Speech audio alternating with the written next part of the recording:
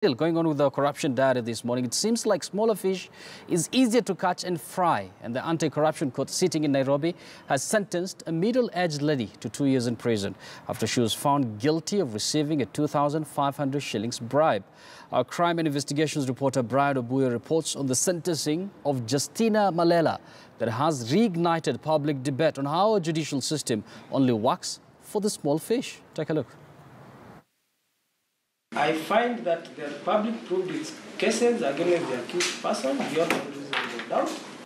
Chief Magistrate Douglas Agoti, while making his ruling that has not been received well by netizens, ordered the accused Justinah Malela to pay a fine of 500,000 in alternative to the set-out jail term of 2 years.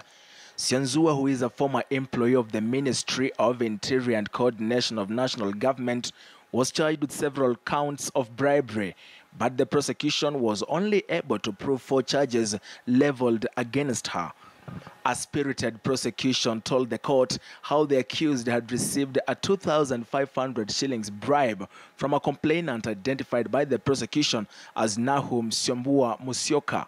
This happened 2 years ago, at the time when Sionzua was working as a clerical officer based at the National Registration Bureau in Nairobi's Kasarani area. The amount, the prosecution said, was an inducement to facilitate the issuance of a birth certificate to Wayne Musyoka on the 8th day of September 2016, when Musyoka, the prosecution told Magistrate Douglas Agoti, was a cousin to the complainant Nahum Siombua. 250,000 on each count. That is on the alternative counts to count 1 and 2. In default, she shall serve a sentence of 2 years on each count, sentences to run concurrently, right of appeal 14 days.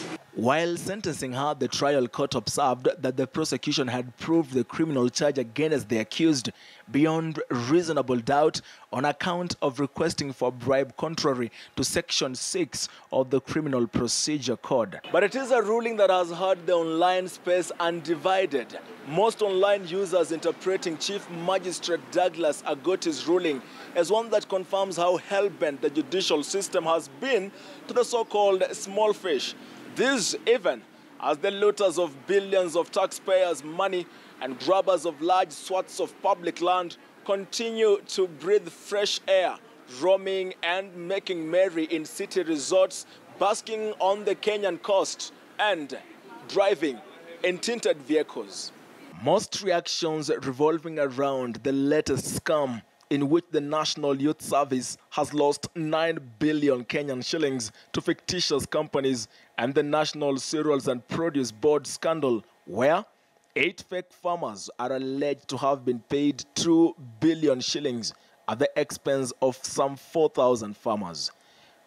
Meanwhile, it is 2 years for Justinah Malela Sionzua to serve as an example for taking a somewhat small bribe of 2,500 shillings. Brian Obuya, KTN News. Is the ethics